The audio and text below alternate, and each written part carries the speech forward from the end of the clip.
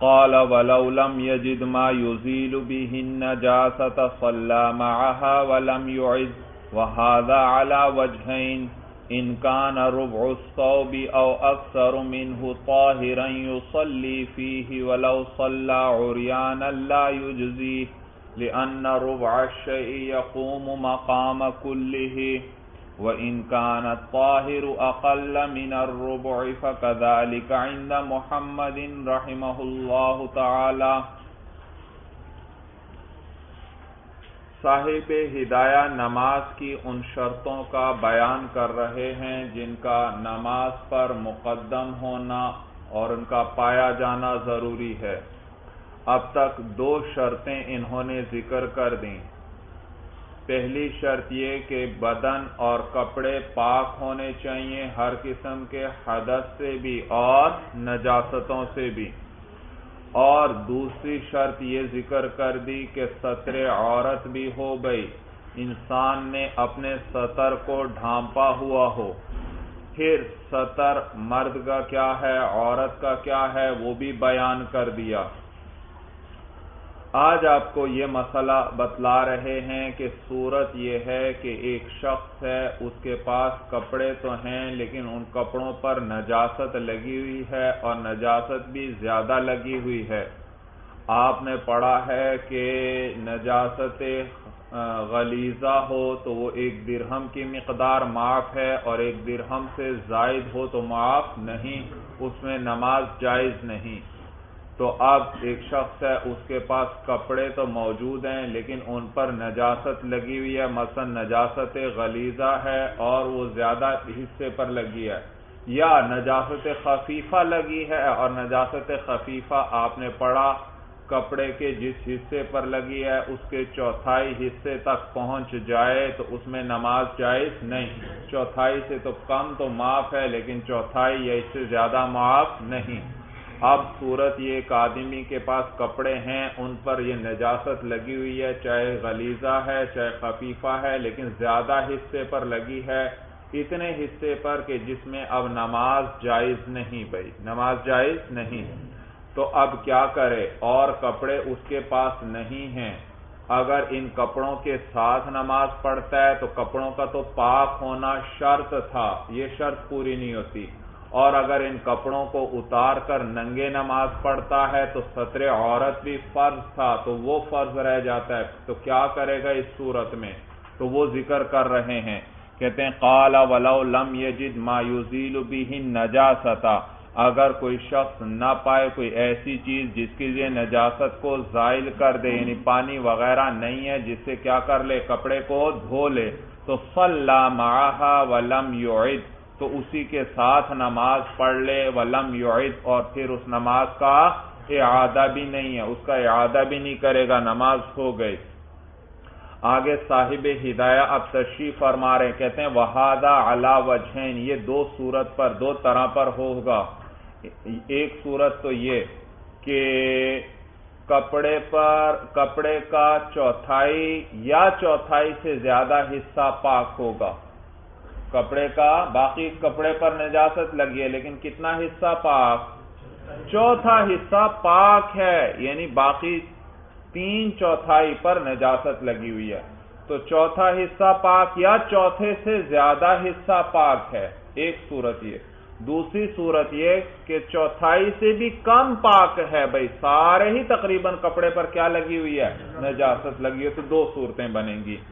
تو کہتے ہیں ان کان ربع الثوب او اکثر منہ طاہرا، اگر چوتھائی کپڑا یا اس سے زیادہ پاک ہے تو یصلی فیہ، تو اسی کے اندر نماز پڑھے، ولو صلی عریانا لا یجزیہ، اگر اس نے ننگے نماز پڑھی تو لا یجزیہ، یہ اس کے لیے کافی نہیں۔ بھائی معلوم ہوا اب اگر چوتھائی کپڑا یا چوتھائی سے زیادہ پاک ہے تو انہی کپڑوں میں نماز پڑھنا واجب ہے، بھائی انہی کپڑوں میں اگر ننگے نماز پڑھے گا تو نماز نہیں ہوگی۔ لأن ربع الشیء یقوم مقام کلہ، اس لیے کیونکہ کسی چیز کا چوتھا حصہ وہ اس کے کل کے قائم مقام ہو جاتا ہے، جیسے کہ کل بعض مسائل میں ذکر ہوا تھا۔ بھائی چوتھائی سر پر مساحی کو کل کا قائم مقام کیا ہے شریعت نے، اسی طرح احرام کی حالت میں اگر سر منڈوا لے تو دم واجب ہوتا ہے. تو اگر صرف چوتھائی سر کوئی منڈوا لے تو بھی گویا کل سر ہی منڈوا لیا, اس صورت میں بھی دم واجب ہوگا. تو دیکھو چوتھائی کو کل کے قائم مقام. تو یہاں پر بھی جب چوتھائی کپڑا پاک ہے یا اس سے زیادہ پاک ہے تو یوں سمجھا جائے گا گویا کل کپڑا ہی پاک ہے, اسی کے اندر نماز پڑھے گا, اس کے بغیر نماز جائز نہیں. وَإِن كَانَ الطَّاهِرُ أَقَلَّ مِنَ الرُّبُعِ فَكَذَلِكَ عِندَ مُحَمَّدٍ رحمہ اللہ. اور اگر وہ جو پاک حصہ ہے وہ چوتھائی حصے سے کم ہے تو بھی اسی طرح حکم ہے امام محمد رحمہ اللہ کے نزدیک. یعنی سارے کپڑے پر نجاست لگی ہے, چوتھائی سے بھی کم حصہ پاک ہے. امام محمد رحمہ اللہ اس صورت میں بھی یہی فرماتے ہیں کہ کپڑوں ہی میں نماز پڑھنا واجب ہے, ننگے نماز پڑھے گا تو نماز نہیں ہوگی. وَهُوَ أَحَدُ قَوْلَيِ الشَّافِعِيِّ رحمہ اللہ, اور یہی ایک قول ہے امام شافعی رحمہ اللہ کا بھی. لِأَنَّ فِي الصَّلَاةِ فِيهِ تَرْكَ فَرْضٍ وَاحِدٍ وَفِي الصَّلَاةِ عُرْيَانًا تَرْكُ فُرُوضٍ, یا اسی پر عطف کریں ترک فروض, اس لیے کیونکہ فی الصلاۃ فیہ, کیونکہ انہی کپڑوں میں نماز کا پڑھنا اس صورت میں ترک فرض واحد, ایک فرض کا چھوڑنا لازم آتا ہے. انہی کپڑوں میں نماز پڑھے گا تو امام محمد رحمہ اللہ کیا فرماتے ہیں, ان کا مذہب کیا ذکر ہوا کہ اگر چوتھائی سے کم حصہ پاک ہے, اکثر کپڑے پر کیا لگی ہوئی ہے, نجاست, پھر بھی ننگے نماز پڑھنا جائز نہیں بلکہ انہی کپڑوں میں نماز پڑھنا واجب. کہتے ہیں اس لیے کیونکہ جب اگر انہی کپڑوں میں نماز پڑھے گا تو ایک فرض چھوٹے گا, اور اگر ننگے نماز پڑھے گا تو کئی فرض چھوٹ جائیں گے. تو ایک صورت میں ایک فرض چھوٹ رہا ہے, ایک صورت میں کئی فرض چھوٹ رہے ہیں, تو لہذا اسی صورت کو اختیار کیا جائے گا جس میں ایک فرض چھوٹ رہا ہے, اس کو اختیار کرنا لازم ہے. اور کیا فرض چھوٹ رہا ہے, کپڑے کا پاک ہونا ضروری تھا, وہ فرض چھوٹ رہا ہے, کپڑا پاک نہیں ہے.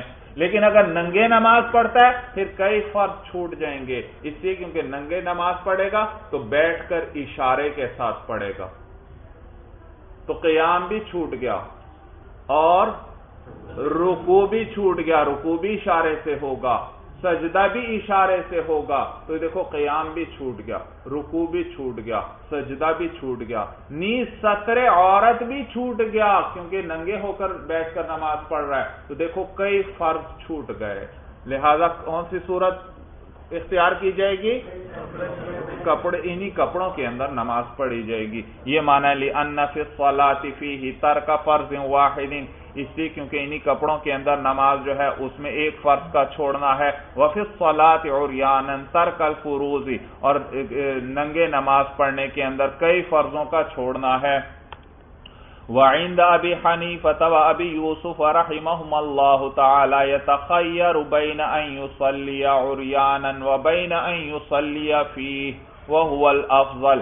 شیخین رحمہم اللہ فرماتے ہیں کہ اختیار ہوگا اس آدمی کو, کس آدمی کو, چوتھائی سے کم کپڑا پاک ہے, چوتھائی یا چوتھائی سے زیادہ ہو پھر تو اس میں واجب ہے کپڑوں سمیت نماز پڑھے گا, لیکن اگر چوتھائی سے بھی کم کپڑا پاک ہے تو اس آدمی کو اختیار ہے بین ان یصلی عریانا و بین ان یصلی فیہ, اس بات کے بھی اس میں کہ وہ ننگے ہو کر نماز پڑھے یا انہی کے اندر نماز پڑھے, اس کو اختیار ہوگا. چاہے وہ ننگے ہو کر نماز پڑھنا چاہتا ہے پڑھ سکتا ہے, چاہے انہی کپڑوں میں پڑھنا چاہتا ہے تو پڑھ سکتا ہے. وَهُوَ الْأَفْضَلُ, اور یہ افضل ہے. وَأَن يُصَلِّيَ فِيهِ, کہ اسی کپڑوں میں نماز پڑھنا یہ افضل ہے, یہ افضل.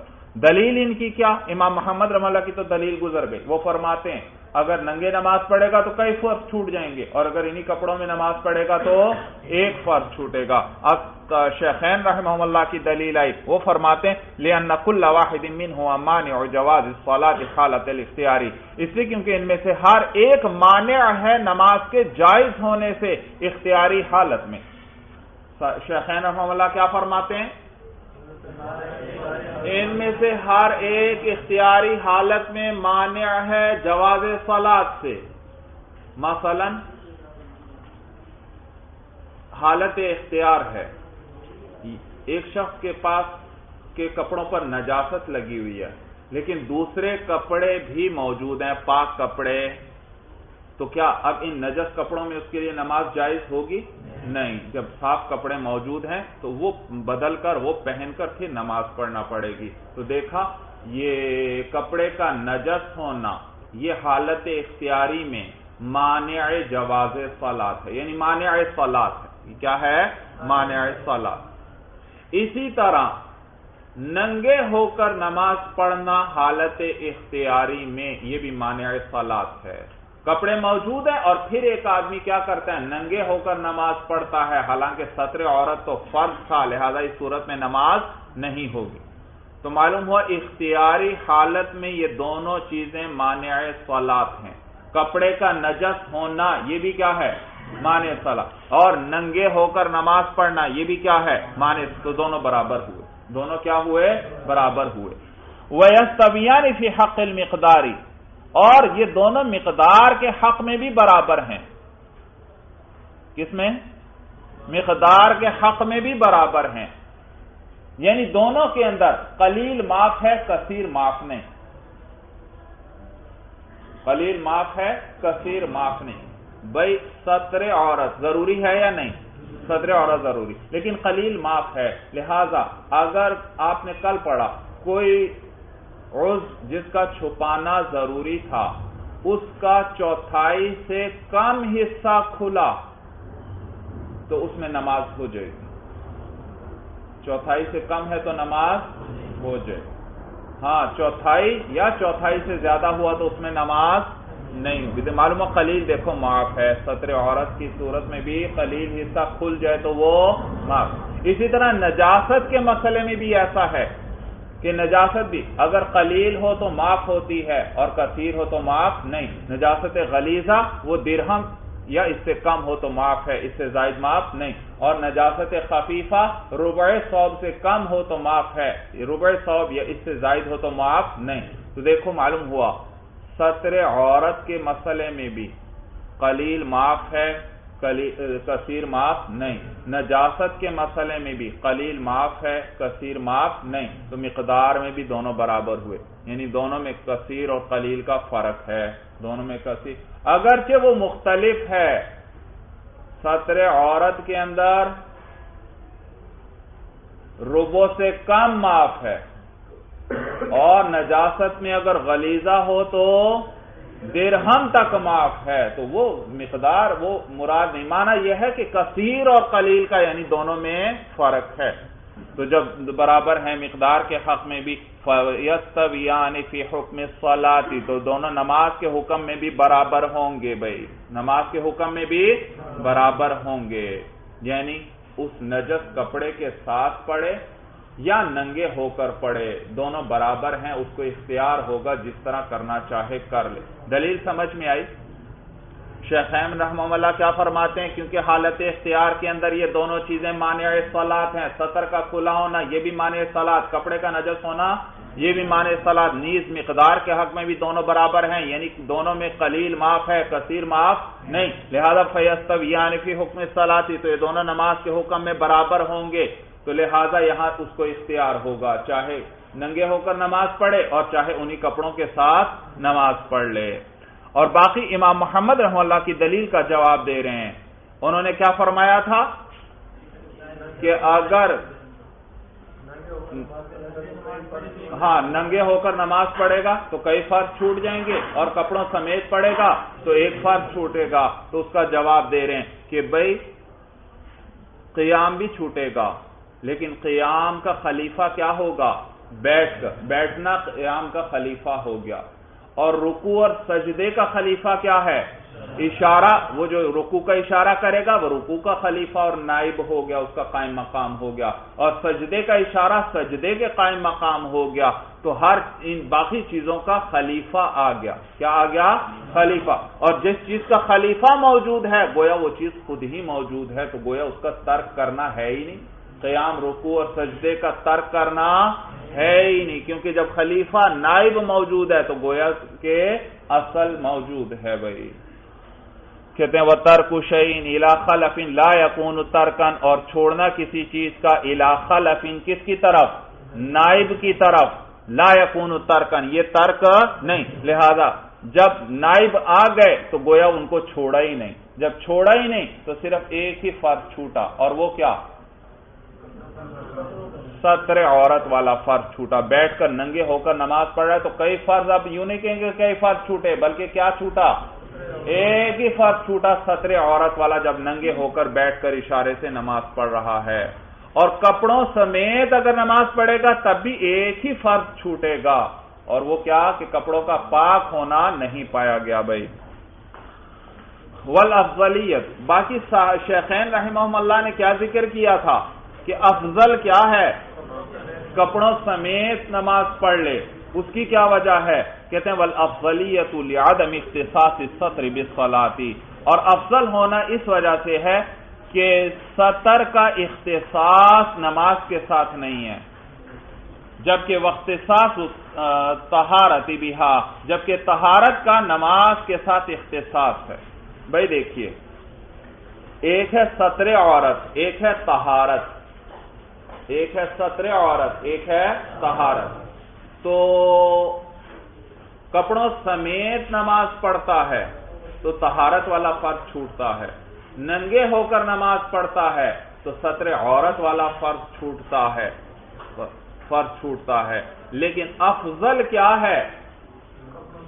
کپڑوں سمیت نماز پڑھے، اس لیے کیونکہ یہ فرض زیادہ قوی ہے، زیادہ مؤکد ہے، اس لیے کیونکہ ستر عورت یہ حق صلاۃ بھی ہے اور حق ناس بھی ہے۔ ستر عورت کیا ہے؟ ستر کو ڈھانپ کر رکھنا، یہ صرف نماز میں ضروری ہے یا نماز کے باہر بھی ضروری ہے؟ نماز کے باہر بھی ضروری ہے، تو یہ معلوم ہوا یہ حق الناس بھی ہے اور حق الصلاۃ بھی ہے، جبکہ طہارت نماز میں تو ضروری، نماز سے باہر ضروری نہیں، تو یہ صرف حق صلاۃ ہے۔ تو ایک چیز جو ہے وہ حق الناس اور حق صلاۃ دونوں ہے، اور ایک صرف حق صلاۃ ہے، تو وہ کیا زیادہ قوی اور اعلیٰ؟ جو حق الناس بھی ہے اور حق صلاۃ بھی ہے، اور وہ کیا ہے؟ ستر عورت کے، عورت کو ڈھانپ کر، ستر کو ڈھانپ کر نماز پڑھے، یعنی انہی کپڑوں میں نماز پڑھے بھائی، تو یہ افضل ہے۔ دلیل سمجھ میں آ گئی؟ یہ معنی ہے والافضلیت لعدم اختصاص الستر بالصلاۃ، اور افضل جو ہونا جو ہے وہ ستر کا خاص نہ ہونا ہے نماز کے ساتھ، واختصاص الطہارت بہا، اور طہارت کا نماز کے ساتھ خاص ہونا ہے۔ وَمَن لَّمْ يَجِدْ ثَوْبًا صَلَّى عُرْيَانًا قَاعِدًا يُؤْمِي بِالرُّكُوعِ وَالسُّجُودِ، اور جس شخص کو کپڑا نہ ملے، اب وہ صورت آگئی کہ کپڑا ہے ہی نہیں اس کے پاس، اور جس کو کپڑا نہ ملے صَلَّى عُرْيَانًا تو وہ ننگے نماز پڑھے گا، قَاعِدًا بیٹھ کر، يُؤْمِي بِالرُّكُوعِ وَالسُّجُودِ اشارہ کرے گا رکوع اور سجدے میں۔ هَكَذَا فَعَلَهُ أَصْحَابُ رَسُولِ اللَّهِ عَلَيْهِ السَّلَامِ، اسی طرح کیا ہے سرور کونین صلی اللہ علیہ وسلم کے صحابہ نے۔ یہ روایات میں آتا ہے بھائی، بعض صحابہ سفر پر تھے اور سمندر میں سفر کر رہے تھے بھائی، اور پھر وہ کشتی وغیرہ ان کی ٹوٹ گئی، اور وہ جب سمندر سے نکلے تو ننگے تھے بھائی، وہ کپڑے وغیرہ بھی پھٹ گئے ہوں گے، اسی میں کشتی اور جہاز کے ساتھ غرق ہو گئے ہوں گے۔ اب وہ کسی طرح جان بچا کر نکل آئے، تو اب کپڑے تھے نہیں، تو انہوں نے بیٹھ کر اشارے کے ساتھ نماز ادا کی گئی، بیٹھ کر اشارے کے ساتھ۔ یہ معنی ہے ہَكَذَا فَعَلَهُ أَصْحَابُ رَسُولِ اللَّهِ عَلَيْهِ السَّلَامِ، اسی طرح کیا حضور صلی اللہ علیہ وسلم کے صحابہ نے۔ فَإِن صَلَّى قَائِمًا أَجْزَأَهُ، بھائی صورت تو انہوں نے بتا دی، کپڑا نہ ملے تو ننگے ہی پڑھے گا نماز اور بیٹھ کر اشارے سے رکوع سجدہ کرے گا۔ فَإِن صَلَّى قَائِمًا، اگر وہ کھڑے ہو کر نماز پڑھتا ہے، أَجْزَأَهُ تو یہ بھی کافی ہے اس کے لیے، لِأَنَّ فِي الْقُعُودِ سَتْرَ الْعَوْرَةِ الْغَلِيظَةِ، اس لیے کیونکہ بیٹھنے کی صورت میں تو عورت غلیظہ یعنی شرمگاہ کا ڈھانپنا ہے، وفی القیام ادا هذه الارکان، اور قیام کے اندر ان ارکان کا ادا کرنا ہے، فیمیل الی ایہما شاء، تو لہذا مائل ہو جائے ان میں سے جس کی طرف چاہے۔ بھئی کپڑے نہیں تو ہونا کیا چاہیے؟ بیٹھ کر اشارے کے ساتھ رکوع اور سجدہ کرے، کیونکہ صورت میں ستر عورت ہوگا، یعنی عورت غلیظہ یعنی شرمگاہ کیا رہے گی؟ چھپی رہے گی۔ اور اگر کھڑے ہو کر رکوع سجدے کے ساتھ نماز پڑھتا ہے تو صورت میں قیام، رکوع اور سجدہ وغیرہ ادا ہو جائیں گے، تو لہذا جو صورت کو اختیار کرنا چاہے کر سکتا ہے۔ اسی کیونکہ بیٹھ کر پڑھنے میں اگر ستر عورت ہے تو کھڑے ہو کر ادا کرنے میں قیام اور رکوع کا ادا کرنا ہے۔ بھائی صورت سمجھ میں آ گئی؟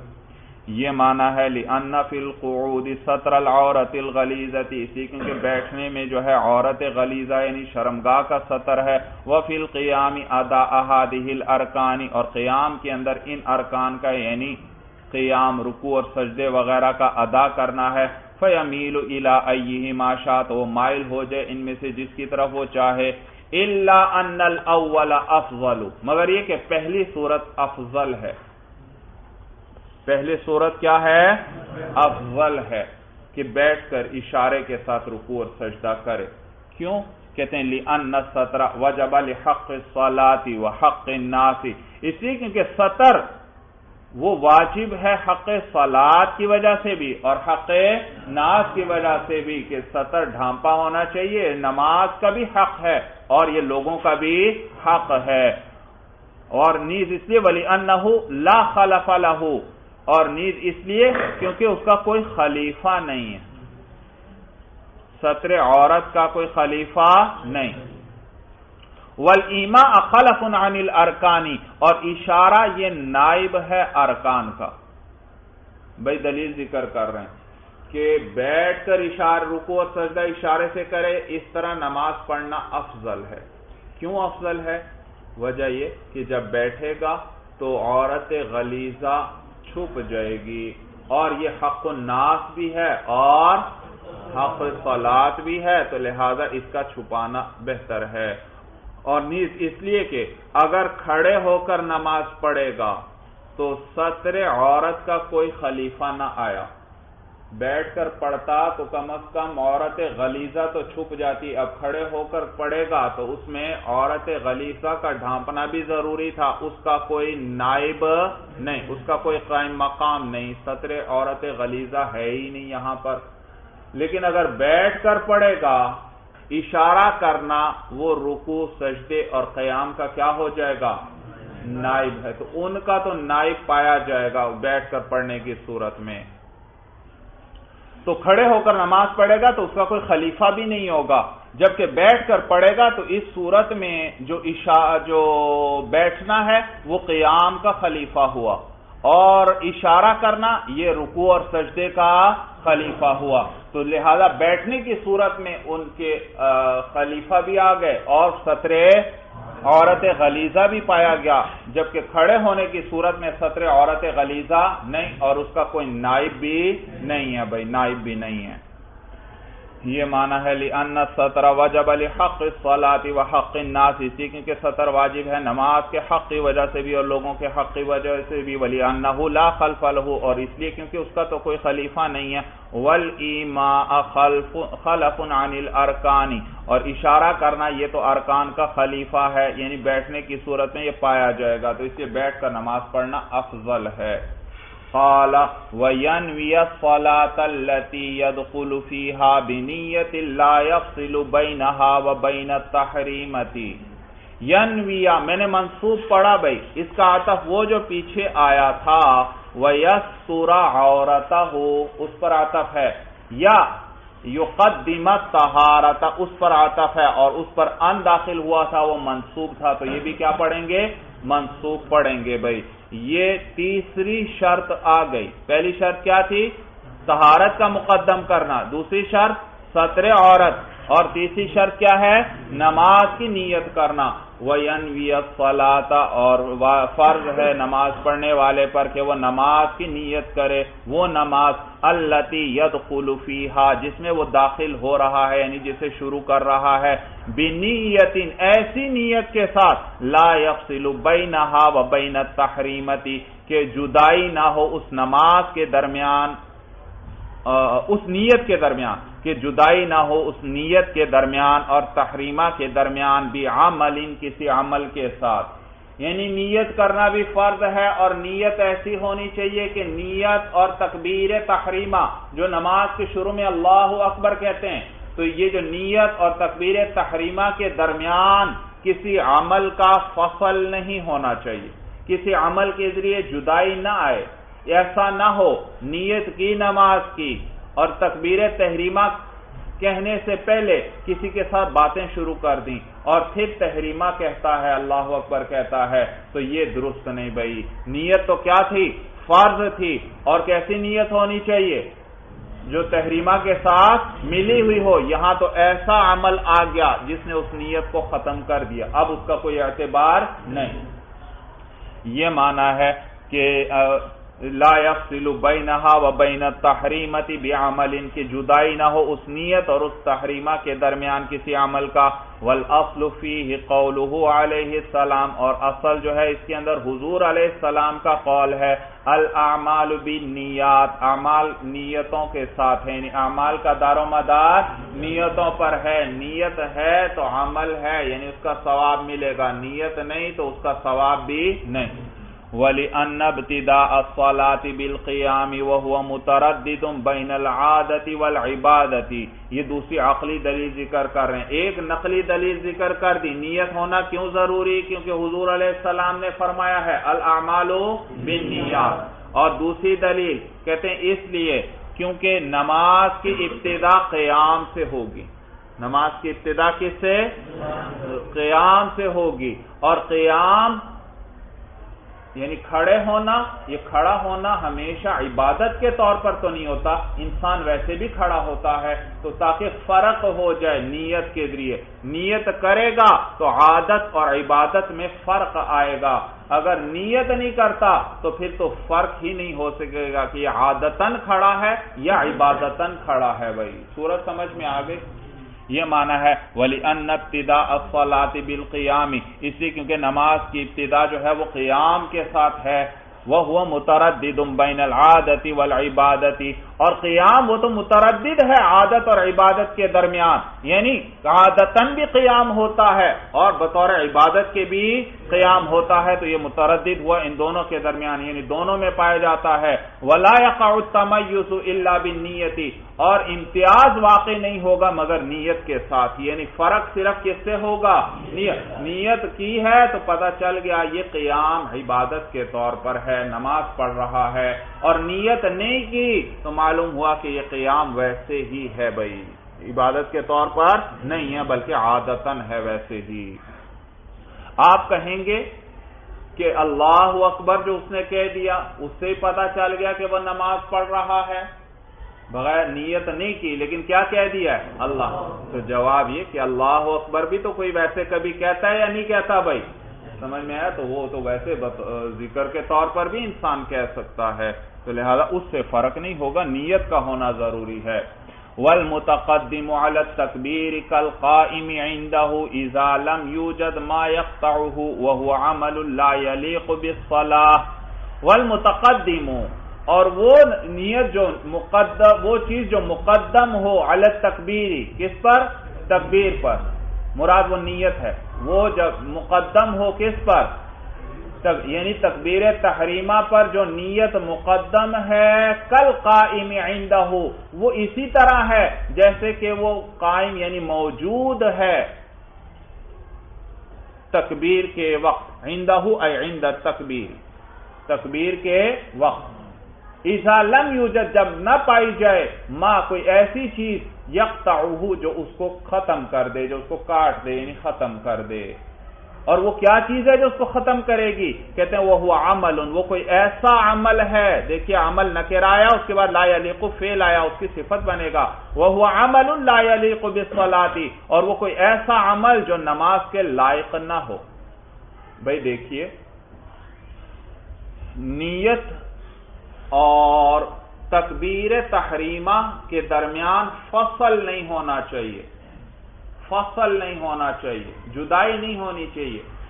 اس کا یہ معنی نہیں کہ عین تکبیر تحریمہ سے پہلے نیت کرنا ضروری ہے، بلکہ آپ کو بتلا رہے ہیں کہ تکبیر تحریمہ سے کچھ دیر پہلے بھی اگر آپ نے کیا کر لی، نیت کر لی، تو بھی یہ اسی طرح سمجھا جائے گا کہ گویا تکبیر تحریمہ کے وقت نیت پائی جا رہی ہے۔ جب کچھ دیر پہلے کر لی تو کل قائم عندہ، گویا یہ نیت اس وقت بھی موجود ہے، عندہ کس وقت؟ تکبیر کے وقت بھی موجود ہے، جب تک کوئی بیچ میں ایسا عمل نہ آ جائے جو اس کو ختم کر دے، یعنی کوئی ایسا عمل جو نماز کے لائق نہ ہو، نماز کے منافی ہو، تو پھر یہ نیت، پھر اس کا اعتبار نہیں ہے۔ مثلا نیت کی اور پھر جیسے میں نے ابھی مثال ذکر کی کہ کسی کے ساتھ باتیں کرنا شروع کر دیں، اب باتیں کرنا تو نماز کے لائق نہیں، باتیں تو نماز کے منافی ہیں، اس سے تو نماز ٹوٹ جاتی ہے۔ یا اسی طرح نیت کی اور پھر اس کے بعد کھانا پینے میں مشغول ہوا، کوئی چیز کھا پی لی اور پھر اس کے بعد تکبیر تحریمہ کہتا ہے، تو یہ تو درمیان میں ایسا عمل آ گیا جو نماز کے لائق نہیں۔ کھانے پینے سے تو نماز ٹوٹ جایا کرتی ہے، تو لہذا یہ ایسا عمل آیا، یہ اس نے اس نیت کو ختم کر دیا۔ تو بیچ میں ایسا کوئی عمل نہ ہو تو پھر کچھ پہلے بھی نیت کی ہو تو وہ نیت ٹھیک ہے، یوں ہی سمجھا جائے گا گویا تکبیر تحریمہ کے وقت یہ نیت موجود ہے۔ مثلا ایک آدمی ہے، وہ وضو کر رہا ہے، وضو کرتے ہوئے ہی نیت کر لیتا ہے کہ میں جا کر، یہ امام نماز پڑھا رہا ہے، میں جا کر کیا کروں گا، اس کے ساتھ یہ ظہر کی نماز ادا کروں گا، یہ نیت کر لی ہے، اس نیت کے ساتھ وہ وضو کر رہا ہے، اور پھر اور کوئی عمل نہیں کرتا، سیدھا جا کر نماز میں اللہ اکبر کہہ کر شریک ہو جاتا ہے، تو فقہا لکھتے ہیں یہ نیت معتبر ہے، اس کی نماز ٹھیک ہے، بھائی ہو جائے گی، کیونکہ درمیان میں کوئی ایسا عمل نہیں آیا جو نماز کے منافی ہو۔ بھائی تو اگرچہ کچھ وقت گزرا ہے لیکن پھر بھی یوں ہی سمجھا جائے گا کہ گویا تکبیر تحریمہ کے وقت ہی یہ نیت موجود ہے، پائی جا رہی ہے۔ سورج سمجھ میں آ گئی؟ یہ معنی ہے والمتقدم علی التکبیر، اور وہ نیت جو مقدم ہو تکبیر تحریمہ پر، کل قائم عندہ، وہ اسی نیت کی طرح ہے جو موجود ہو تکبیر تحریمہ کے وقت، اذا لم یوجد ما یقطعہ، جب نہ پائی جائے کوئی ایسی چیز جو اس کو ختم کر دے۔ بھئی وہ کیا چیز ہے جو اس کو ختم کرے گی؟ کہتے ہیں وہ عمل لا یلیق بالصلاۃ، اور وہ کوئی ایسا عمل ہے جو نماز کے لائق نہ ہو، یعنی منافی صلاۃ ہو۔ ولا معتبر بالمتأخرۃ منہا عنہ، اور اس نیت کا کوئی اعتبار نہیں ہے جو تکبیر تحریمہ سے متأخر ہو، اس کے بعد ہو۔ بھئی ایک آدمی تکبیر تحریم، یاد رکھیے یہ مسئلہ آگے یہ آپ کو بتلائیں گے، اللہ اکبر آپ کہتے ہیں نماز کے شروع میں، تو یہ جو تکبیر تحریمہ ہے یہ نماز میں داخل نہیں، تکبیر تحریمہ جیسے ہی پورا لفظ ہوگا ساتھ ہی نماز شروع ہو جائے گی۔ دلائل آپ پڑھ چکے ہوں گے بھئی اصول فقہ وغیرہ میں بھی، وَذَكَرَ اسْمَ رَبِّهِ فَصَلَّى، اللہ کے نام ذکر کیجئے اور نماز پڑھ لیے۔ تو دیکھیے اللہ کا نام ذکر کیجئے، فَصَلَّى، دیکھو فا کس لیے آتی ہے؟ تاخیر مع الوصل، یعنی اس کے فوراً بعد اب نماز شروع ہوگی، یہ خود نماز کے اندر داخل نہیں۔ ہاں البتہ اس کو شمار نماز کے ارکان ہی میں سے کیا جاتا ہے، اس لیے کیونکہ یہ بالکل نماز کے ساتھ متصل ہے۔ تکبیر تحریمہ کے میں اللہ اکبر، جیسے ہی اکبر کی را ختم ہوئی، پوری کی آپ نے، جیسے ہی را پوری کی ساتھ ہی نماز شروع ہو گئی، درمیان میں فرق ہے ہی نہیں، جدائی ہے ہی۔ اسی لیے فقہا مسئلہ لکھتے ہیں کہ آپ امام کے پیچھے نماز پڑھ رہے ہیں، پڑھنے لگے ہیں، امام نے کہا اللہ اکبر، امام نے اللہ اکبر کو ذرا لمبا کر دیا، اللہ اکبر، آپ نے امام کی راہ سے پہلے اپنا اکبر کا لفظ پورا کر دیا اللہ اکبر، تو آپ کی نماز پہلے شروع ہو گئی اور امام کی نماز بعد میں شروع ہو گئی، لہذا آپ کی نماز صحیح نہیں، کیونکہ آپ تو کیا کر رہے ہیں، امام کا اتباع کر رہے ہیں، اس کے اقتداء کر رہے ہیں، تو لہذا امام کے اللہ اکبر سے پہلے آپ کی راہ ختم نہیں ہونی چاہیے بھائی، اس میں احتیاط کرے بھائی، سورت سمجھ میں آ گئی بھائی، کیونکہ نماز راہ پورا اس پر تلفظ ہوگا تو نماز شروع ہو جائے گی۔ اب دیکھیے ایک آدمی تکبیر تحریمہ کے بعد نیت کرتا ہے، صاحب ہدایہ فرما رہے ہیں اس کا کوئی اعتبار نہیں، کیونکہ اللہ اکبر کہتے ہی پھر اب وہ نیت کرتا ہے، تو کچھ لمحے گزر گئے یا نہیں گزر گئے، کچھ لمحے تو گزر گئے، چاہے بہت ہی قلیل گزرے ہوں لیکن گزر تو گئے، اور وہ تکبیر تحریمہ کے فوراً بعد تو کیا شروع ہو جاتی ہے، نماز شروع ہو جاتی ہے، تو گویا راہ کے ختم ہوتے ہی نماز نے شروع ہونا تھا، اور نماز کے اول حصے کی بنیاد، نماز کے آخری حصے کی بنیاد ہوتی ہے اول حصے پر، آخری حصہ تبھی صحیح ہوگا جب پہلا حصہ صحیح ہو، پہلا صحیح نہیں تو آخری بھی صحیح نہیں۔ اگر پہلی رکعت میں ایک آدمی دوسرے سے باتیں کر لیتا ہے اور باقی پھر اگلی بھی 3 رکعتیں پوری کر لیتا ہے، آپ بتائیے نماز ہوگی یا نہیں ہوگی؟ نماز نہیں ہوگی، اس لیے کیونکہ نماز کیوں نہیں ہوگی؟ کیونکہ نماز کے آخری حصے کی بنیاد کس پر ہے؟ پہلے، یعنی ہر جو بعد میں جو بھی حصہ آ رہا ہے وہ اس سے ماقبل پر اس کی بنیاد ہے، جہاں کہیں بھی خرابی آئی تو باقی ساری بھی کیا ہو جائے گی، نماز فاسد ہو جائے گی۔ تو یہاں پر بھی تکبیر تحریمہ کے فوراً بعد نماز شروع ہونی تھی، لیکن ابھی اس نے نیت ہی نہیں کی تھی، نیت اب کر رہا ہے، اور معمولی سا چلے فوراً ہی وہ نیت کرتا ہے، لیکن پھر بھی ادنا معمولی سا وقت 1 سیکنڈ سے بھی کم چلو لگا لیں، کچھ حصہ گزر گیا یا نہیں گزر گیا بغیر نیت، اور وہ نماز نہیں، اور اگلے حصے کی تو بنیاد اسی پر تھی، جب وہ نماز نہیں تو آگے والے کی بنیاد بھی اس پر صحیح نہیں ہوگی، لہذا اسی لیے جو وہ نیت جو تکبیر تحریمہ سے مؤخر ہو اس کا اعتبار نہیں ہے، اس صورت میں نماز نہیں ہوگی بھائی۔ دلیل سمجھ میں آ گئی؟ یہ معنی ہے وَلَا مُعْتَبَرَ بِالْمُتَأَخِّرَةِ مِنْهَا، اور کوئی اعتبار نہیں ہے وہ جو مؤخر ہو، مِنْهَا ای مِنَ النِّیَّةِ، کس میں سے؟ نیت میں سے، وہ نیت جو متاخر ہے، عنہ ای عن التکبیر، کس سے؟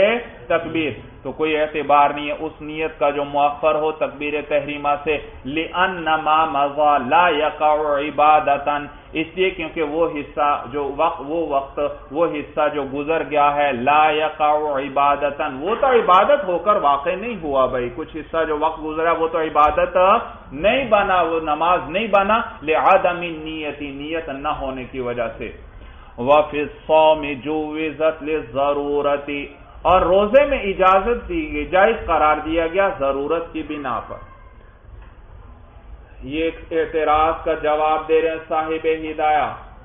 اعتراض یہ ہوتا ہے کہ آپ نے ابھی ہمیں بتایا نماز کے مسئلے کے اندر بھائی کہ ابتدائے نماز میں اگر نیت نہیں تھی، یعنی چند لمحے بھی نیت مؤخر ہو گئی تو کچھ لمحے وہ عبادت نہ بنے، جب وہ عبادت نہ بنے تو اگلے حصے کی بنیاد بھی اس پر صحیح نہیں، لہذا نماز سرے سے ہوگی ہی نہیں بھائی۔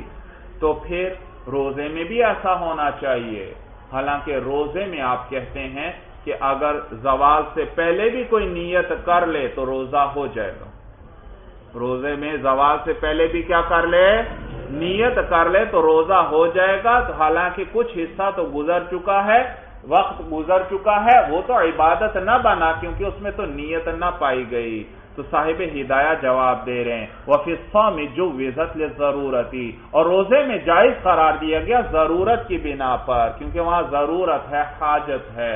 ضرورت یہ ہے، وجہ یہ ہے کیونکہ روزے کی ابتدا کا وقت جو ہے فجر صادق ہے اور وہ وقت نیند اور غفلت کا ہے، اگر وہاں پر بھی نیت کو مقدم کرنے کی شرط لگا دی جائے تو لوگ تنگی اور تکلیف میں پڑ جائیں گے، حرج میں پڑ جائیں گے، اور حرج تو دین میں نہیں ہے، حرج کو تو دور کیا گیا ہے، اس لیے وہاں اس حاجت اور ضرورت کی بنا پر نیت کے متاخر ہونے کو بھی جائز قرار دیا گیا۔ دلیل سمجھ میں آ گئی؟ یہ معنی وفی الصوم جوزت للضرورت، اور روزے میں جائز قرار دیا گیا ضرورت کی وجہ سے، والنیت جی اب بتلا رہے ہیں نیت کہتے کس کو ہیں، نیت کہتے ہیں میں نے آپ کو بتلایا تھا بھائی جی، ذکر ہوا تھا کہ نیت جو ہے وہ دل کے ارادے کا نام ہے، اور یہ جو زبان سے نیت کی جاتی ہے یہ ضروری نہیں ہے بھائی، ضروری نہیں ہے، سمجھ میں آئی بات؟ ہاں تو یہ ضروری نہیں ہے، اور بعض لوگ اس کو بدعت کہتے ہیں بھائی، بدعت کہتے ہیں، لیکن فقہا فرماتے ہیں یہ بہتر ہے کہ زبان سے بھی کیا کر لے، انسان نیت کر لے۔ بھائی عام آدمیوں کے لیے تو دل سے ارادہ کرنے میں کوئی مشکل نہیں، لیکن جو سادہ لوگ ہیں، کوئی دیہاتی آدمی وغیرہ ہیں، ان کے لیے صرف دل کے ارادے کو اگر بیان کیا جائے ان کے لیے نیت مشکل ہو جائے گی، وہ جب تک زبان سے نہیں کہتے ان کی نیت بنتی نہیں، توجہ ہی نہیں ہوتی ایک چیز کی طرف پورے طور پر، تو اس لیے فقہا کیا فرماتے ہیں کہ زبان سے بھی کہہ لے تاکہ نیت مجتمع ہو جائے، نیت ٹھیک طرح بن جائے پورے طور پر۔ بھائی صورت سمجھ میں آ گئی؟ تو بہرحال یہ نیت دل کے ارادے کا نام ہے، زبان سے نیت کرنا ضروری نہیں ہے بھائی۔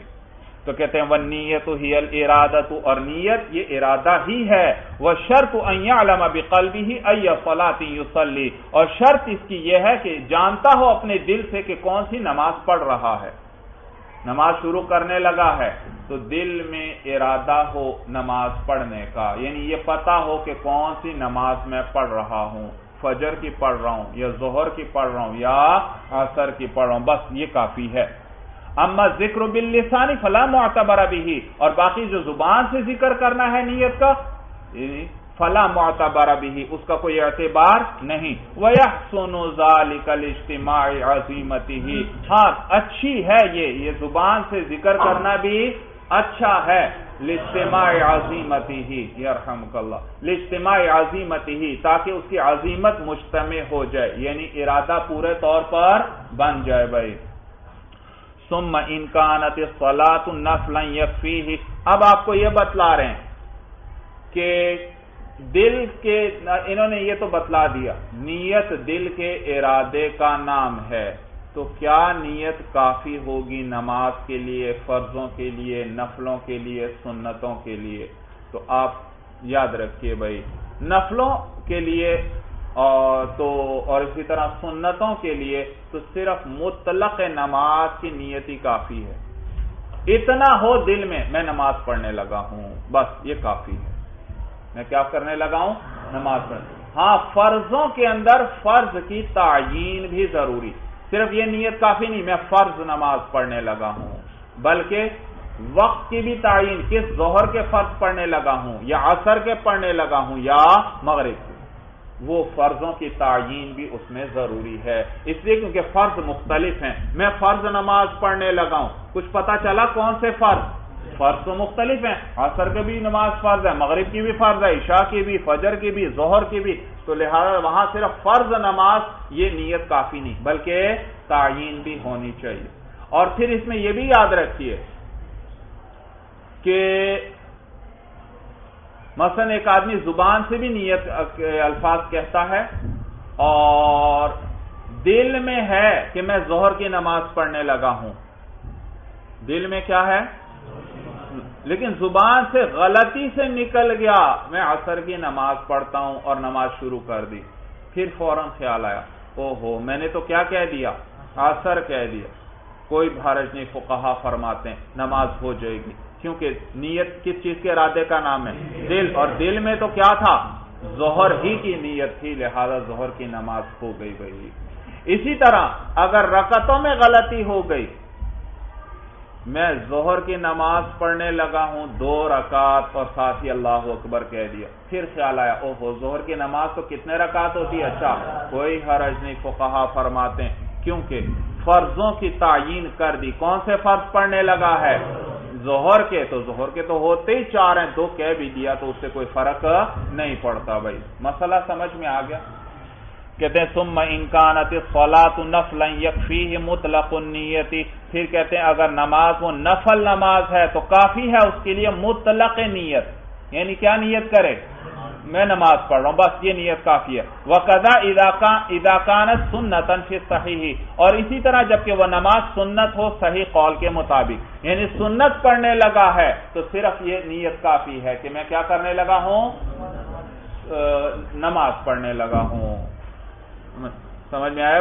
ہاں سنت کی باقاعدہ کرے تو اور اچھی بات ہے۔ وَإِن كَانَتْ فَرْضًا، اور اگر فرض نماز ہے وہ فلا بد من تعین فرض کا، تو پھر فرض کا تعین ضروری ہے، کالظہر مثلا جیسے کہ ظہر کی نماز مثال کے طور پر کہ اس کی باقاعدہ نیت کرے، لاختلاف الفروض، بوجہ فرضوں کے مختلف ہونے کی، کیونکہ فرض تو کیا ہیں مختلف ہیں، فجر بھی فرض ہے، ظہر بھی فرض ہے، عصر بھی، تو تعین ضروری ہے۔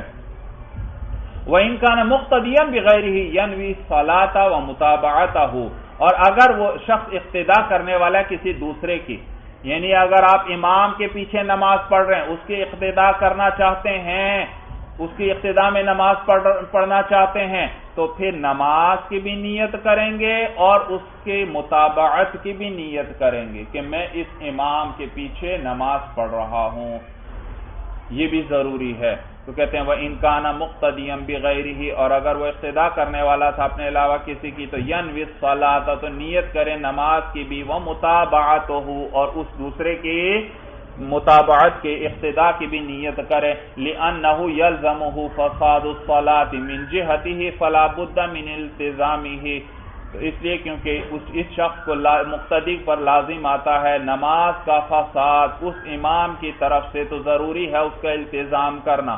بھائی دیکھیے اکیلے نماز پڑھ رہے ہیں تو نفلوں میں صرف نماز کی نیت کافی، اور فرض اکیلے پڑھ رہے ہیں تو صرف اس فرض کی تعیین کی نیت یہ کافی ہے، لیکن اگر امام کے پیچھے نماز پڑھ رہے ہیں تو اس نماز کی بھی نیت ہو اور ساتھ ساتھ اس امام کی اقتدا کی بھی نیت کرنا ضروری، اس لیے کیونکہ آپ اس کی اقتدا کرنے لگے ہیں، اس کی قرات آپ کی قرات بنے گی، اس کی نماز ٹھیک ہوئی تو آپ کی نماز ٹھیک ہو گئی، اس کی نماز اگر فاسد ہوئی تو آپ کی نماز فاسد ہوگی، تو یہ گویا اس کے عمل کو اپنے اوپر آپ لازم کر رہے ہیں، کیا کر رہے ہیں، تو لہذا اس کے لیے التزام آپ کو باقاعدہ کرنا پڑے گا، تبھی اس کی قرات آپ کی قرات بنے گی، اس کی نماز صحیح ہوتی ہے تو آپ کی نماز صحیح، اور اس کی نماز فاسد ہوتی ہے تو آپ کی بھی نماز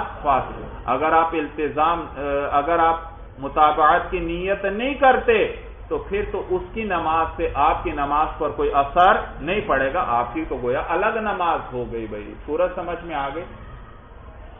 کہتے ہیں لِأَنَّهُ يَلْزَمُهُ فَسَادُ الصَّلَاةِ مِنْ جِهَتِهِ، اس لیے کیونکہ یہ جو اس کے اقتدا کرنے والا ہے اس پر نماز کا فاسد ہونا لازم ہوتا ہے، من جہتہ، اس کی طرف سے، کس کی طرف سے، امام کی طرف سے اس کی نماز کا فساد اس پر لازم ہوتا ہے، فَلَا بُدَّ مِنْ الْتِزَامِهِ، تو ضروری ہے اس کا التزام، اس کو اپنے اوپر لازم کرنا ضروری ہے، یعنی یہ کہے کہ میں اس کی کیا کر رہا ہوں، اقتدا کر رہا ہوں، تو یہ جب نیت کر لے گا اب اس نے گویا التزام کر لیا، اب اس کی قرات اس کی قرات بن گئی، اس کی طرف سے نماز میں فساد آیا تو اس کی نماز میں بھی کیا آئے گا، فساد، کیونکہ اس نے التزام کر لیا۔ بھائی قال وَيَسْتَقْبِلُ الْقِبْلَةَ،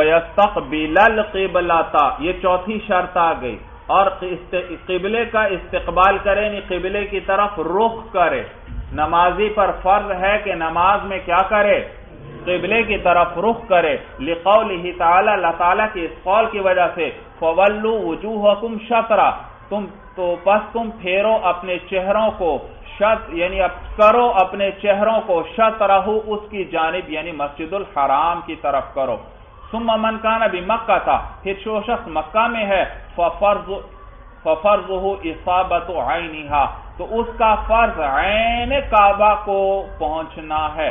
ومن کان غائبا، اور جو مکہ سے غائب ہے، ففرضہ اصابت جہتہا، تو اس کا فرض کعبے کی جہت کو پانا ہے، اس کو پہنچنا ہے۔ ہوا صحیح، یہی قول صحیح۔ بھائی دیکھیے، یاد رکھیے، جو شخص مکہ مکرمہ میں ہے اس کے لیے عین قبلے کی طرف رخ کرنا ضروری ہے، عین کعبہ کی طرف، اور جو مکہ سے دور ہے، مکہ میں نہیں ہے، ان کے لیے عین کعبہ کو پانا نہیں ضروری، بلکہ جہت کعبہ کافی ہے، یعنی کعبے کی طرف رخ کر لے، کعبے کی طرف رخ کر لے، تو یہ اس کے لیے کافی ہے۔ صورت سمجھ میں آ رہی ہے؟ جو مثلا لاہور میں رہنے والا ہے، اس کے لیے عین کعبے کی طرف رخ کرنا ضروری نہیں۔ کیوں نہیں ضروری؟ بھئی وجہ یہ کہ اس کے لیے ممکن ہی نہیں ہے اس کے عین کعبے کی طرف رخ کرنا۔ آج اتنی ترقی ہو گئی، اور کوئی آلہ آپ کو ایسا مل جاتا ہے کہ یہاں سے لکیر اور خط کھینچے، سیدھا بیت اللہ کو جا کر وہ خط ٹکرائے، بیت اللہ کو۔ اب آپ کو عین کعبہ کا پتہ چل گیا یا نہیں بھائی؟ اب آپ اس طرح نماز ادا کرتے ہیں کہ عین اس لکیر پر سجدہ کرتے ہیں، تو یاد رکھیے پھر بھی ضروری نہیں کہ آپ کا رخ عین کعبہ کو ہو جائے، اس لیے کیونکہ اس لکیر سے اگر ایک سوئی کی نوک کے برابر بھی آپ کا ماتھا ادھر ادھر ہوا، کتنا؟ سوئی کی نوک، اس کا تو احساس ہی نہیں ہو سکتا کسی کو، تو سوئی کی نوک کے برابر بھی اگر آپ کا ماتھا ایک جانب کو ہوا، تو جو فاصلہ بڑھتا جائے گا، یہ آپ کے ماتھے سے نکلا ہوا خط بھی دور ہوتا چلا جائے گا، اور ہو سکتا ہے کعبہ کو تو کیا ماتھے سے اب آپ کا ماتھا سوئی کے برابر ہلا ہوا ہے، اب اس سے ایک خط سیدھا کھینچیں جو اس خط سے ایک سوئی کے برابر ہلا ہوا ہے، تو جو فاصلہ بڑھتا گیا یہ خط دور ہوتا جائے گا یا نہیں بھائی؟ دور ہوتا چلا جائے گا، حتیٰ کہ خانہ کعبہ کو تو کیا لگنا ہے، ہو سکتا ہے یہ خط مکہ کو بھی جا کر نہ لگے، مکہ سے بھی باہر ہی کہیں سے نکل جائے۔ سورج سمجھ میں آ گئی؟ تو لہذا دور والے جو ہیں ان کے لیے عین کعبہ کی طرف رخ کرنا ممکن ہی نہیں ہے بھائی، ممکن ہی نہیں۔ سمجھ میں آیا؟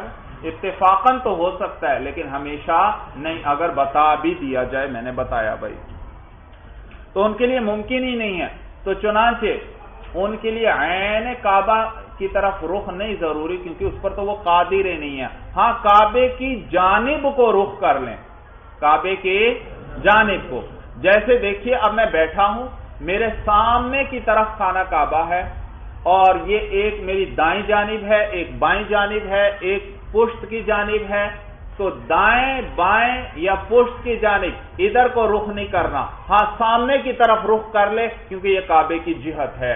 اس میں اب گنجائش نکل آئی، اگر انسان تھوڑا بہت دائیں طرف بھی اس کا رخ ہو گیا یا بائیں طرف بھی رخ ہو گیا، لیکن ہے تو کس جانب کو رخ؟ کعبے کی جہت میں ہے، کعبے کی جانب میں رخ ہے، تو نماز ہو جائے گی بھائی۔ سورج سمجھ میں آ گئی؟ جبکہ جو شخص مکہ مکرمہ میں ہے اس کے لیے عین کعبہ کی طرف رخ کرنا ضروری ہے، عین کعبہ۔ اس پر اشکال ہوتا ہے کہ جو مکہ میں ہے عین کعبہ کی طرف رخ کرنا تو اس کے لیے بھی ممکن نہیں، کیونکہ کعبہ جو ہے، بیت اللہ جو ہے، وہ تو ایک بڑا کمرے کی مثل ہے، کس کی طرح ہے؟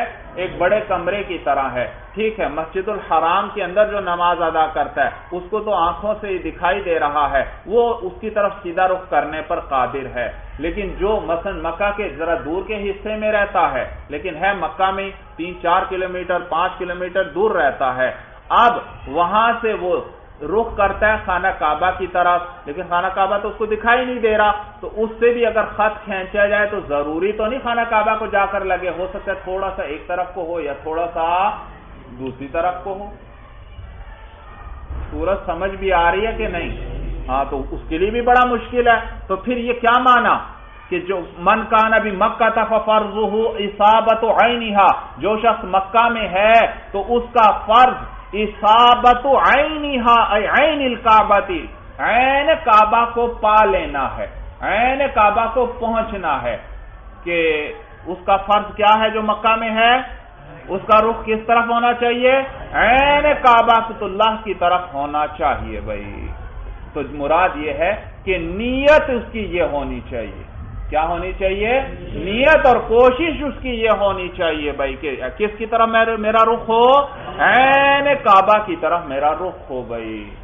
اور جو شخص مکہ سے غائب ہے اس کی نیت کیا ہو؟ کہ کعبے کے جانب، کعبے کی جہت میں میرا رخ ہے بھائی، کیونکہ عین کعبہ کی طرف تو وہ رخ کر ہی نہیں سکتا ہے۔ سورج سمجھ میں آ گئی؟ یہ معنی ہے۔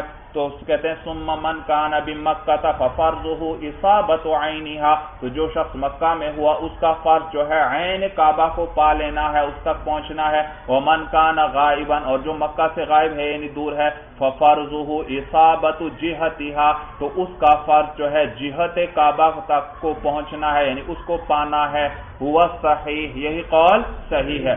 لأن التکلیف بحسب الوسع، اس لیے کیونکہ مکلف بنانا جو ہے وہ گنجائش کے بقدر ہوتا ہے، اس لیے کیونکہ مکلف بنانا، اس لیے کیونکہ تکلیف کا کیا معنی؟ مکلف بنانا، کلف یکلف تکلیفا، تو مکلف بنانا گنجائش کے بقدر ہوگا، یعنی مکلف بنانا یعنی ذمہ دار بنانا، کسی شخص کو اسی قدر ذمہ دار بنایا جائے گا جتنی اس کے لیے گنجائش ہے بھائی، جتنا وہ کر سکتا ہے۔ تو شریعت کے احکام جو ہیں وہ ایسے ہیں کہ انسان ان کو کر سکتا ہے، کوئی حکم ایسا نہیں کہ اس پر قادر ہی نہیں۔ تو اگر یہ کہا جائے عین کعبہ کو رخ کرنا پڑے گا پھر تو انسان اس پر قادر ہی نہ رہے گا۔ تو لہٰذا ہر ایک کی گنجائش کے بقدر وہ مکلف ہے، اس کی ذمہ داری ہے۔ تو جو مکہ والے ہیں ان کی گنجائش کتنی ہے؟ وہ کیا کر سکتے ہیں؟ وہ عین کعبہ کی نیت اور اس کی طرف رخ کرنے کی کوشش کر سکتے ہیں، جبکہ جو مکہ سے دور ہیں وہ تو عین کعبہ کی طرف رخ کرنے پر قادر ہی نہیں ہے، وہ تو صرف کس چیز پر قادر ہیں؟ جہت پر قادر ہیں کہ کعبے کی جہت میں، کعبے کی جانب میں رخ کر لیں بھائی۔ یہ معنی ہے لأن التکلیف بحسب الوسع، اس لیے کیونکہ مکلف بنانا وہ گنجائش کے بقدر ہوتا ہے۔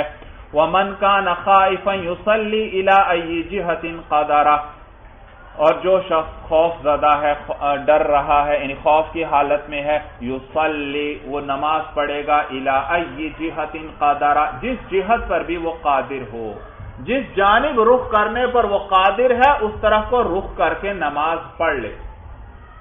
ایک شخص ہے، اس کے سامنے دشمن دور کھڑے ہیں، اب اس کو خوف ہے مثلا دائیں طرف قبلہ ہے، اگر میں اس طرف رخ کروں گا تو دشمن مجھ پر حملہ کر دیں گے بھائی، تو لہذا شریعت نے آسانی دے دی کہ جس طرف کو رخ کرنے پر یہ قادر ہے اسی طرف کو رخ کر کے نماز پڑھ لے بھائی، اسی طرف کو رخ کر کے نماز پڑھ لے، اس لیے کیونکہ یہ معذور ہوا، عذر ہے اس شخص کا بھائی، عذر ہے۔ جیسے ایک آدمی جنگل میں ہے اور نماز کے اندر تو استقبال قبلہ ضروری ہے، لیکن وہاں اب اس کو قبلے کی جانب کا پتہ ہی نہیں کہ کعبہ کس طرف کو ہے اور کوئی بتانے والا بھی نہیں ہے، تو اس صورت میں شریعت نے کیا حکم دیا ہے کہ وہ تحری کر لے اور جس طرف ذہن گواہی دے اس طرف رخ کر کے نماز پڑھ لے، تو وہ جس رخ پر بھی تحری کر کے نماز پڑھے گا اس کی نماز ہو جائے گی، اگرچہ بعد میں پتا چلا کہ اس نے دوسری طرف رخ کیا تھا، خانہ کعبہ تو دوسری طرف ہے بھائی، پھر بھی نماز ہو جائے گی۔ کیوں ہو جائے گی؟ کیونکہ اس کا عذر ہے، اس کو کوئی بتانے والا ہی نہیں۔ یہاں پر بھی اس شخص کا عذر ہے، تو جس طرف یہ رخ کرنے پر قادر ہے اسی طرف رخ کر کے نماز پڑھ لے۔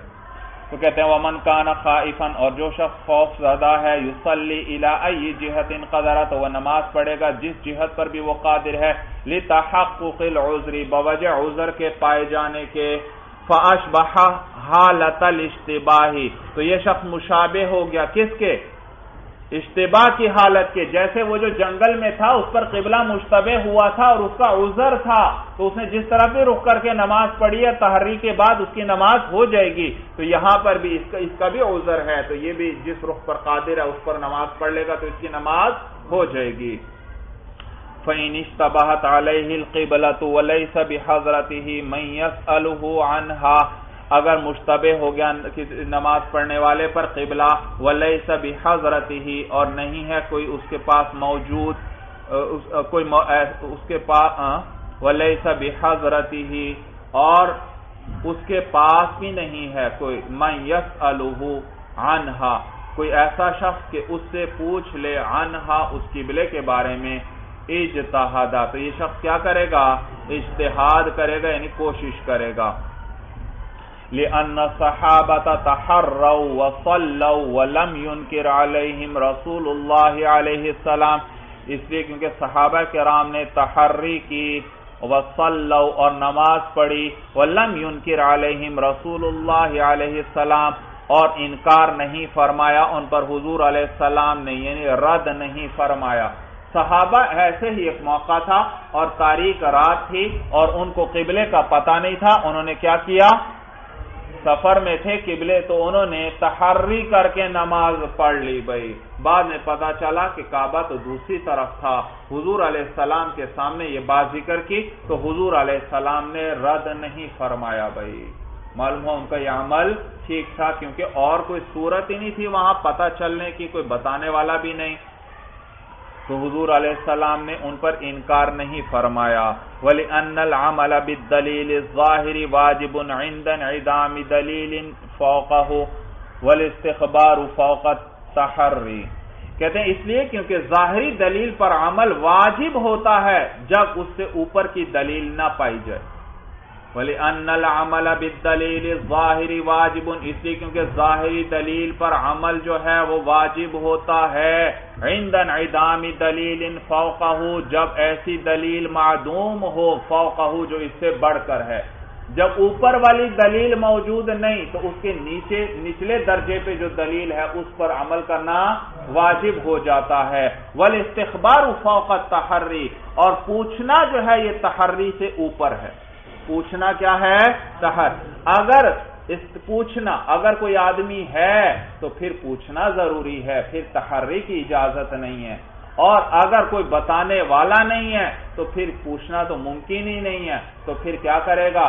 اس تحری پر عمل کرے گا، کیونکہ تحری استخبار سے نیچے پھر تحری کی دلیل ہی رہ گئی۔ سورج سمجھ میں آ گئی؟ تحری کا معنی ہے کہ انسان غور و فکر کرے کہ قبلہ کس طرف ہوگا، اور پھر جس طرف ذہن کہہ دے اس رخ پر وہ نماز پڑھ لے گا، تو یہ جو اس نے غور و فکر کیا یہ ہے تحری۔ یہ کیا ہے؟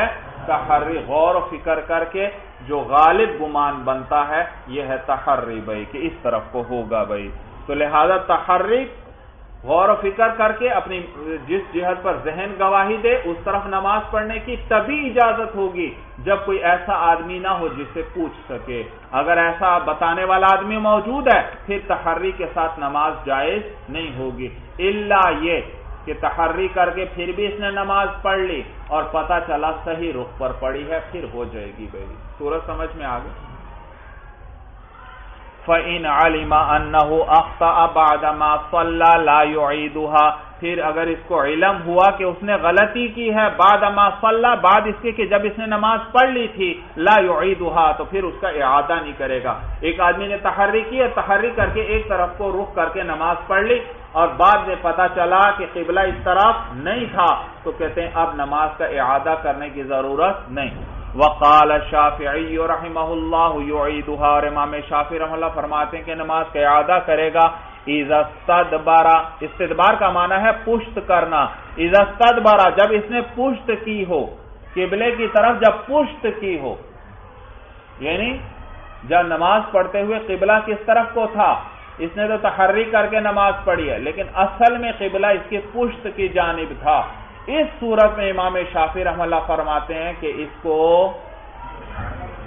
کو نماز لوٹانا پڑے گی۔ ہاں دائیں بائیں تھا پھر لوٹانے کی ضرورت نہیں، کہتے ہیں قال شافعی امام شافعی رحمہ اللہ فرماتے ہیں یعیدھا نماز کا اعادہ کرے گا اذا استدبر جب اس نے پشت کی ہو لتیقنہ بالخطأ اس لیے کیونکہ یقینی ہو گیا اس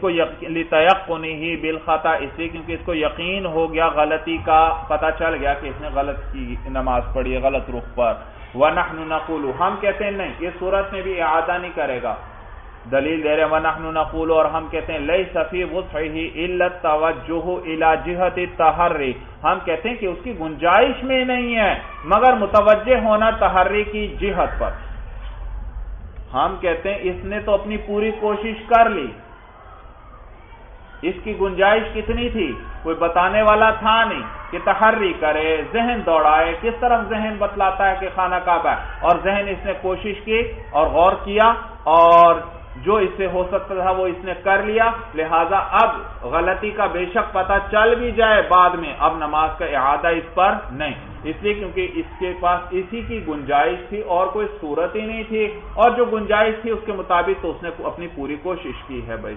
صورت سمجھ میں آپ ہم کہتے ہیں لیس فی وسعہ الا التوجہ الی جہۃ التحری ہم کہتے ہیں کہ نہیں ہے اس کی گنجائش میں مگر متوجہ ہونا تحری کی جانب کو والتکلیف مقید بالوسع اور مکلف بنانا یہ تو مقید ہے کس کے ساتھ گنجائش سے جتنی گنجائش ہوتی ہے اسی قدر آدمی ذمہ دار ہوتا ہے اسی کے بقدر اس نے کوشش کر لی ہے وَإِنْ عَلِمَ ذَلِكَ فِي الصَّلَاةِ اسْتَدَارَ إِلَى الْقِبْلَةِ اور اگر اس نے جان لیا اس بات کو نماز کے اندر ہی تو گھوم جائے استدارہ گھوم جائے الی القبلۃ قبلے کی طرف بھئی ایک آدمی ہے اس کو کوئی بتانے والا بھی نہیں ہے وہ نماز پڑھنا چاہتا ہے اس نے تحری کی اور اس ایک رخ پر اس نے نماز شروع کر دی تحری کرنے کے بعد نماز کے اندر تھا کہ اچانک ایک اور آدمی وہاں پہنچا بھئی اور اس نے اس کو بتلایا کہ بھئی قبلہ بائیں طرف کو ہے تو اب یہ نہیں کہ نماز توڑنے کی ضرورت ہے